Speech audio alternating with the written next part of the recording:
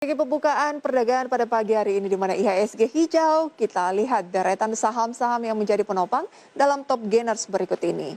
Yang pertama pemirsa ada BBCA yang menguat sekitar 0,49%, tadi di kisaran 30.925. BBRI sempat naik 0,77%, di kisaran 3.930. PTBA naik 1,78%, di kisaran 2.290. Dan Antam 1,56%, di kisaran 2.610.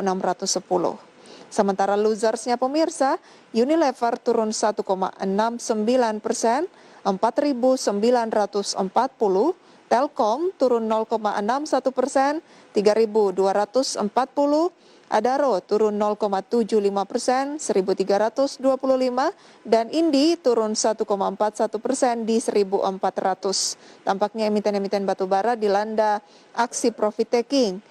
Kita ke saham pilihan dari Pak Randy. Ada BBTN pemirsa dengan support di 1.220, resisten di 1.450 buy.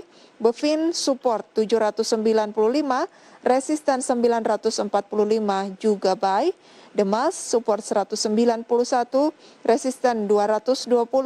Dan Telkom support 3.190, resisten 3.380, semuanya buy. Pak Randy, langsung saja tadi BBTN sudah kita bahas, kita ke Bevin.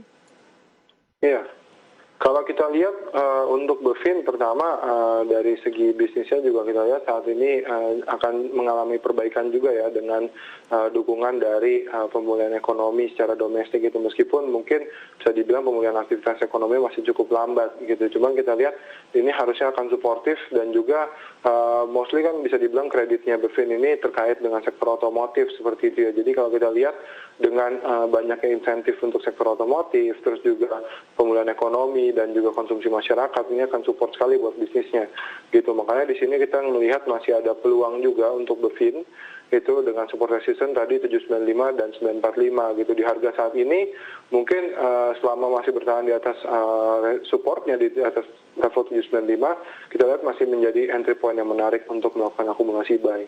Akumulasi buy, dan saat ini turun 0,59% untuk Bevin atau BFI Finance Indonesia di 840, masih bisa melakukan akumulasi ya.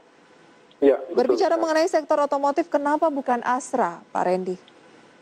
Ya, kalau kita lihat Astra sendiri pertama dari sisi mungkin buat kinerjanya sebenarnya kita lihat masih ada potensi disrupsi gitu ya dari sisi untuk pasokan produksi, karena seperti yang kita tahu di global terjadi krisis semikonduktor yang ini juga merupakan salah satu komponen yang biasa digunakan untuk produksi mobil seperti itu. Jadi dari sisi produksinya yang mungkin juga masih belum bisa catch up 100% dengan potensi peningkatan demand-nya seperti itu. Dan kalau kita lihat untuk Bevin sebenarnya nggak cuma bergerak di mungkin kredit untuk otomotif yang baru gitu, cuman juga untuk mobil-mobil second dan lain sebagainya masih juga dilayani oleh Bevin. Makanya ini kita lihat juga masih akan suportif untuk bisnisnya dari Bevin. Oke, jangka menengah menarik juga untuk Bevin.